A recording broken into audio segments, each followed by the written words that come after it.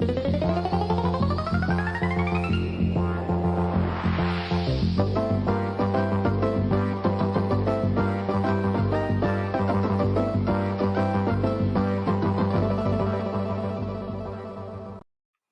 you go by the lineage, yes, it can be traced back. But the WCW Championship was not created in 1905. No. I don't even think Ted Turner's family was in this country in 1905. And if they were, those of you in Atlanta, please correct me, jdmeach1@outlook.com. Okay? There you go. And I will go to CNN Tower and admit my defeat by kissing the ground or whatever the shit you want me to do. But I don't think I'm wrong.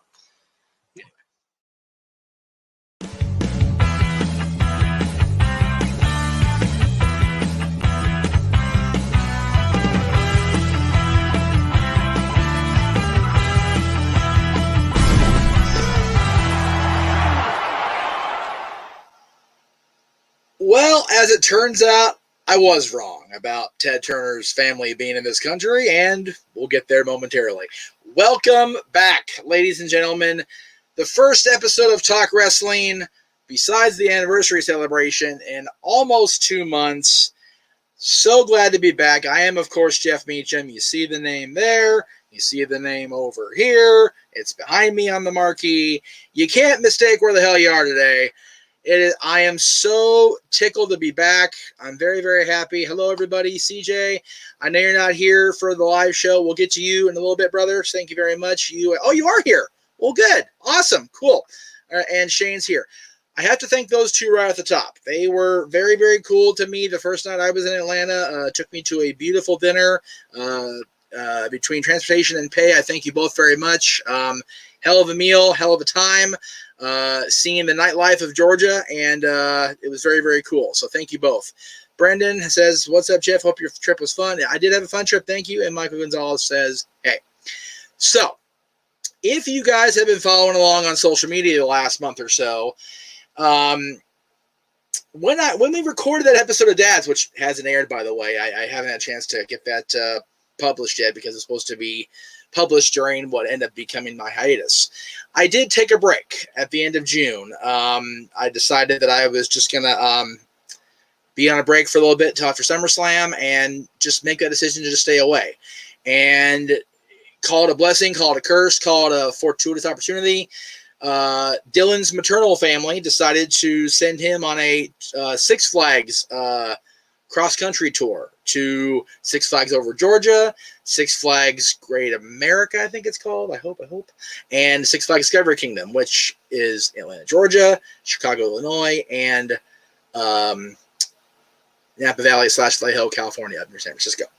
So when I was asked to go along for these trips, I said, well, I might as well, because I'm not a coaster guy. I'm a little big for the coasters nowadays, but I decided to make the most of it, and I did. And I decided to make it a work trip for myself on the days that we weren't doing things together as a family.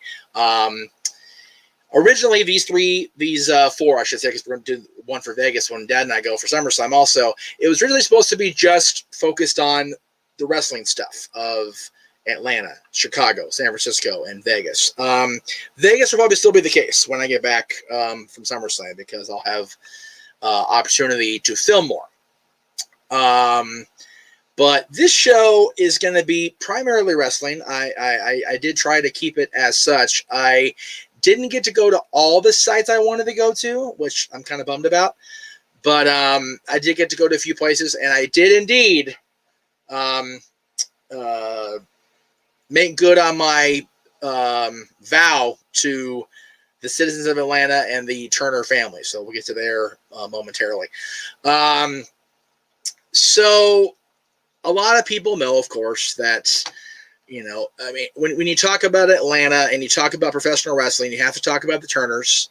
And, where we were staying, and there's a look at the CNN tower there in Atlanta. Oh, actually, that's the lights on the street. I did get a shot of the tower. I think I took a picture of it. I don't know if I did or not. It's kind of in the shot. I'll show you later. Anyway, so this is right down the street from the hotel, which I thought was super cool. It was right there, right by the hotel. So I was able to check out. CNN wasn't open. They're not doing the tours right now because of the pandemic. They still haven't opened up freely for that yet, which I was kind of bummed about. I'm not going to lie. I really wanted to see how the inner workings, go into the tower, and see where it all really took place back in the day. Didn't get over down to Smyrna to see the old WCW offices either. Again, I'm on public transit when I'm in places, even across the country. So my ability to travel was limited, but I still got to go to quite a few places. I was very, very fortunate that the hotel was literally in the heart of the city, right by Centennial Park, which I will, this is also down the street from the hotel. I was so tickled that Dylan and I got to take a picture with the Centennial rings for the Olympics back in '96, which of course, just down the street, right over by the old Omni and near CNN was where this took place, of course. Kurt Angle winning his gold medal with a broken freaking neck. So that was, I can't believe it was 25 years ago. It was crazy to me that was that long ago. But, that's why Centennial Park exists. No, I didn't see, I got a few questions about this when I came back. I did not see a marker for the bombing site. I don't know if they're trying to showcase that, because it's kind of a shitty memory for the city. So I don't know if they actually went into that and actually made that a thing. But like I said, a lot of stuff was very, very close. We were very fortunate. And one of the things that was close, we'll get to later as far as meals go, but I did talk about it on social media. So again, right down the street is CNN. Also down the street is what is now known today as the State Farm Arena. That's from across the street. I got that from across the way there, just to try to get a decent shot. What I didn't remember, because I'm a jackass, besides I remember it was the Phillips Arena. I did remember that. I actually took about a 10-minute video over in that area, and then I ended up getting a phone call from the hotel saying I had to come back and get something. So I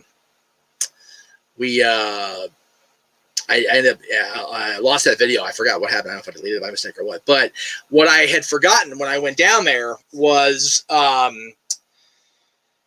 the Omni Hotel is still on site. It's still physically present there in Atlanta. And I had always thought that the Omni, the Coliseum, where they ran, the old NWA Crockett tapings, was in that hotel. It's not. It's actually where the State Farm Arena is now. So once I got this poor young lady who looked like I had three heads telling me that where this is now is where the Omni used to be, I thought, okay, well, I'll just get a picture of the Omni. So there's the old Omni back in the day. My goodness. Again, so much history in this city. I did not get to get out to the two major non-CNN area sites for NWA, Crockett, WCW, and of course, the Municipal Auditorium out there, and that shot looks like shit because I didn't blow it up. My bad. That's actually now on the campus of Georgia State, and that's where Dahlberg Hall is. That's present day Municipal Auditorium. It's now Dahlberg Hall. I did talk to them on the phone. They were very nice. Open campus, which surprised me. The campus is wide open, so I could have walked down there and, who knows what. But it's kind of scary, actually. But that's what it looks like now. Next time I'm in Georgia, along with Shane saying next time I'm in town to get wheels around and see more sites. But yes, they have more. Okay. Yeah, I didn't see, again, for some, and again, maybe you can answer this, Shane and CJ, because you guys live in the area. During the course of the day, the entire park is gated off by those fences where they interlink, and you have to basically break the law and move them to get through the park. I thought that was so stupid. They should have the park open, I thought. But I didn't get a chance to see the entire park. It was kind of a means to an end to walk across it, get through it, take the picture with the rings. and get to places we were trying to go. So next time I'm there, we'll definitely have to check out the memorial because that again, it's a sad moment, yes, but it's a huge moment in world history, Olympic history, and all that jazz. So there was that. I also wanted to get out to center stage. Didn't get to get out there, but there's where, I mean, everybody remembers what center stage looked like, during the old WCW days. I did, however, thanks to their contact guy there who they were answering the phones a lot. I had to email a few times, but I did get a virtual video. I hope you guys can hear me as I do this. Says the mic's not working. So there's what it looks like inside now. That's what center stage looks like in present day. Again, this is a virtual tour the guy sent me, so I do appreciate the email and the video and everything. It looks way different, obviously, from the WCW days. I mean, it's, again, I don't know what it looked like on the inside as far as, working the table or, working the control booth or whatever, but it definitely does not look like as Bischoff often, a attraction for the winos to come in and have a place to sit for a few minutes and relax and enjoy some wrestling, right? I mean, it looks like a state-of-the-art facility, which I think is really cool that they've upgraded. Center stage, I guess, is part of a bigger facility now, which I think is really cool that they've again upgraded the place and really made it. If the virtual tour is anything like reality, it's beautiful. It looks really, really nice there now, so that's cool. But again, that's what it looked like back in the day. So a lot of changes in center stage, and I'll have to get out there next time. Again, I wanted to make sure I did some familial stuff too, so we did do that. One of the things we wanted to do was, again, see Centennial Park, and I didn't know this until the very end, almost the end of the night when the sun was going down. Dylan and his mom were on this gigantic Ferris wheel, which is the opposite end of the park from where our hotel was. And as I'm setting up the camera to videotape and take pictures, I look behind me and I see this giant, what looks like a light pole. And I'm like, that doesn't look like your average light pole. Turns out it wasn't. It was actually the spot where they lit the torch. The Olympic torch was right behind me. I was like, oh my God. I was losing it. And I told my dad that was too cool. And yes, you can see there's the actual CNN tower out there in the background. That's, I had the shot. I took a picture of it. I had the shot where, the infamous shot where they showed DX bombing the place back in '98, but not really bombing, obviously, because that would be bad. Yeah, it was so cool. I mean, the Centennial Torch is right freaking behind me. I got a little verklempt. I'm not going to lie. I really did. And this is at the end of day 2. So day 1, as I was making my rounds around the city, I was told by everybody, you've got to go to Waffle House. So damn it, I walked across Centennial Park, and right past the rings is God. I didn't mess with any of these pictures. I just screwed up here big time. Anyway, that's the Waffle House I went to. It's basically on Centennial Park property, and man, I had heard about this place and the food, and oh my God, you guys. I have never had a better breakfast-style meal, I think, in my life outside of my own home and my mom's cooking. Holy crap, was this stuff good. Yes, those are peanut butter chips on that waffle. Very gluttonous. Terrible, terrible. And then kind of an egg, sausage, hash, cheese thing that I had also. So that was that location, right? At the end of day 2, before we went over to the Ferris wheel, Dylan had seen that there was another Waffle House close by. Okay, it's kind of the same one. It wasn't the same one. I will not completely throw them under the bus because I'm not going to be that guy and be a towny dick, right? I will say that be careful which Waffle House you walk your Caucasian butt into, because the one we ended up at on the other side of town, I'm not going to lie. This is going to sound really horrible coming out of my mouth, but the clientele wasn't as welcoming, nor were the servers, and I felt very isolated in my own skin, and that's a scary thing.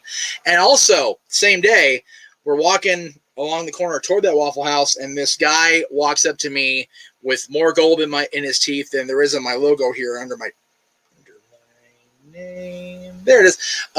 Damn flag on the screen. Talking about he's a famous rapper and he works with kids and works charity, and wanted to take a picture with Dylan for his site. And I was trying to be, diplomatic and, nah, man, I don't want my kid out there. He's out there enough with you guys, obviously. And finally, Dylan's mom said, not going to happen. And he looked at her and said, who gives a shit with your crippled crippled ass, blah, blah. He turned instantly. So once again, no matter where you go, there's a cultural shock, and I was not surprised. I was surprised at first, and it's like, just because I'm in LA doesn't mean it didn't happen anywhere else. So it was very interesting to see it in a different part of the country. Very, very unfortunate. So, mind who's around you at all times. So there is that. We also, on day 2, went over to the world of Coca-Cola, and I know I put a picture of the ornament on the screen there, but I wanted to show it off, all lovely like in person here. So we got kind of bummed. The main attraction for the world of Coca-Cola, for Dylan anyway, was the ability to taste over 200 different flavors of Coca-Cola. There were only 8 flavors because of this COVID supplying debacle they've had in the last year and a half. So that was kind of a bummer. But my whole thing was the store, because I remembered as I walked through that the modern day image of the person we know as Santa Claus really got honed through the Coca-Cola company. So I thought there's going to be some cool shit in here for sale, right? They had one of the original, they had the old tin signs. Like, I'm going to get that for the office at the other location when we move. Definitely going to get that. But I had to get an ornament, one for me and one for my mom. I got this one for me. Let's see if I can get the camera. There, come on, there we focus, baby. Can we let's see, bring it back. There we go. I thought that was really neat. Him carrying the tray of Cokes, that was kind of cool. And I got my mom one of him holding a single bottle with a green ribbon around it. So that was kind of cool. So again, very, very cool little tour of Atlanta that we got to go on throughout the course of the couple of days. I will say this. I will probably want to go back to Atlanta at a different time of the year because, God dang it, was it humid. Wow. I said this during the pre-show. I'm pretty sure part of me is still stuck to the chair back there at the Waffle House because, man, and of course, most of my work shirts are dark. I think I wore my NWA shirt the majority of that day. Yikes. Bad decision. Horrible, stupid, dumb decision of mine. Just very, very poor decision making on my part. I don't know why. I don't know why I did it, but I did it. So, yeah. I forgot to upload a picture, so bear with me here. But again, it was a wonderful city. Most everybody, I won't say everybody, but most everybody was very hospitable and treated me with respect and kindness, and that old Southern hospitality you hear about in stories, in the trades or whatever. It was very, very true. Very, very cool people, as I said. And then, of course, at the end of the day, I finally got to meet up with fans who have been talking about getting together with including this gentleman here, Shane Pinson. Yeah, I would think fall, early spring, and I say that because I flew into the airport in Atlanta, Hartfeld, in March because of going to Orlando. Our layover was at the Atlanta airport there for WrestleMania. So we went into Hartfeld. I didn't go outside of the airport because we had a very brief layover. Anyway, at the end of night 1, I got to go out to dinner with, and again, I apologize for the editing. The picture turned out really shitty. The guy taking the picture was a dinkus, so I apologize. But again, CJ and Shane and his fiance, thank you so very much for the meal and for the beer, for the hard cider. I appreciate it. And again, CJ and I are in our NWO finest. I love it. Just a cool night. Great way to end the night. Unfortunately, I got back so late with dinner that Dylan fell asleep. I felt like an asshole. But what are you going to do? Cries of Nature says, since you were in Atlanta, what is your favorite wrestling moment from the Georgia Dome? Oh, goodness. Unfortunately, the Georgia Dome contains like bad memories for me as a fan because Goldberg became the champion there, and I don't like Goldberg. And then the Finger Book of Doom happened there, which had it carried out the way it should have been a great thing, and it blew up in their face. So I'm not a fan of that moment. And WrestleMania being there, I'm sure, was very cool for everybody in Atlanta, and it was cool to see The Rock back in hindsight. But in the moment, I hated that he was back. I hated that John lost. I was very upset by that development and the fact that it was going to be The Rock and Cena, building for a year, whatever. So I guess my favorite moment from the Georgia Dome would be the Finger Poke of Doom, only because Goldberg got, beat to shit, if that makes. And it sounds petty, because it is, because that's how I feel. So there you go. Yeah, but it was a nice first stop. I enjoyed myself thoroughly, and in the process of yeah, it's funny you mentioned the nosebleeds. I was in the nosebleeds in 2008 for actually I was in the nosebleeds for both WrestleManias, but here at the Honda Center Anaheim, a little bit different to be in the nosebleeds in a hockey arena than in a stadium like in Florida or in Georgia, the Georgia Dome. And I will be in nosebleeds at SummerSlam coming up at Legion Stadium in a couple weeks. So get the Bob Uecker seats, as they say in sports. It was a great first, and like I said, as this was developing in my head, this whole thought process, I thought, maybe I can do something with this because Atlanta's such a huge history city, and then I thought, well, I'm also going to Chicago, I'm also going to San Francisco area, and then I'm going to be in Vegas the week after that. So the creative dings just went off in my head, and I'm so glad and so privileged to have seen that particular portion of Atlanta where so much history. But you figure CNN was WCW's home for so many years as far as the TBS area. Didn't get the Techwood, wanted to see that, or GPB. GPB, I find that's so funny. I'm literally on the plane at O'Hare, getting ready to take off for San Francisco, and the lady from GPB Studios called me back, and I was like, I appreciate it. I'm on my way to San Francisco, and she said, of course, we're not doing chores because of COVID. I said, when you guys open up, let me know, because I'll make it a point to come down, because I really wanted to see the new home of the NWA and see where the 10 pounds of gold lives on Tuesday nights. So that would have been kind of cool for me. But it was so cool to be around the Centennial Park and see the Olympic rings. I mean, this is just sitting right there at the edge of the park there. That is so flipping cool for me to. I mean, you can see right across the street there's Waffle House. That's how close it is to Centennial. That's how close it is to the hotel and to the Centennial Park, which was so nice. I wish we'd gone to that one for dinner with Dylan that night. Man, it was, wow. Choices, kids, choices. But it was so neat to see. I mean, God, like I said, the Centennial Torch right above me there, just unbelievable.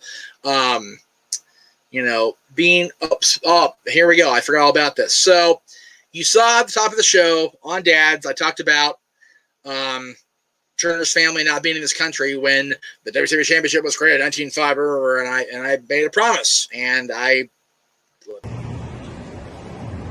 All right, let it not be said, I'm not a man of my word.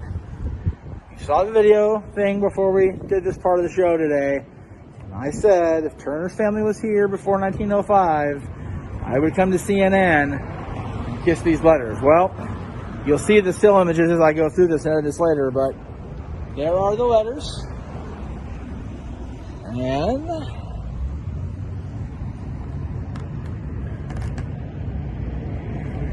there you go. I'm a man of my word.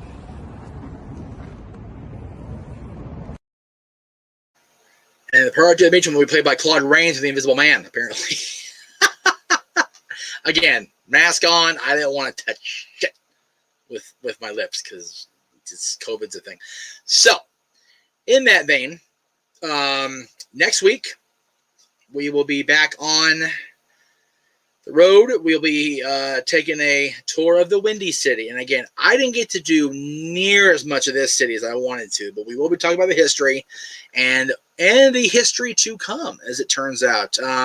They're in Chicago for last night. They're at the Allstate Arena, as far as I know, the old Rosemont Horizons. So very, very cool. They're going to be there. And, of course, AEW's coming in there.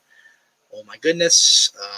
Big moments coming up maybe for AEW with some debuts. People we've wanted to see for a very long time. Report Card Radio, my friend, how are you? You are a little bit late. I'm getting ready to wrap up, actually. I was going to go longer today, but ended up getting through my stuff. So feel free to watch it back on demand because I'd love to hear your thoughts on the show today.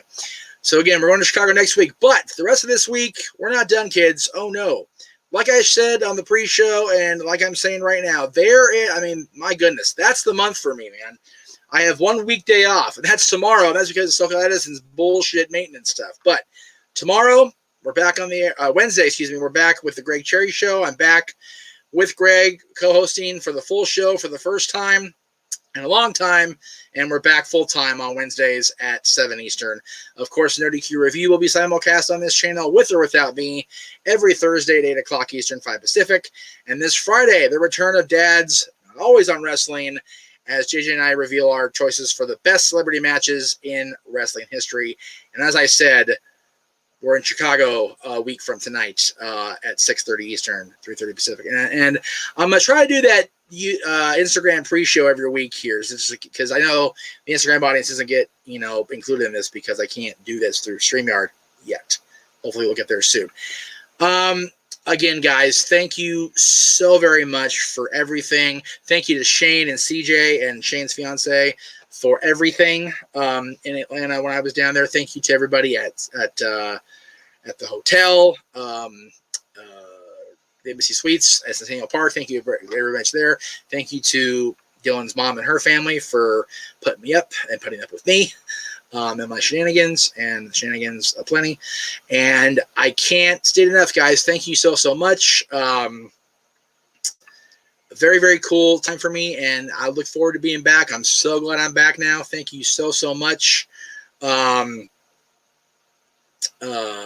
we'll see you guys Wednesday on the Greg Cherry Show, and next week right here on Talk Wrestling.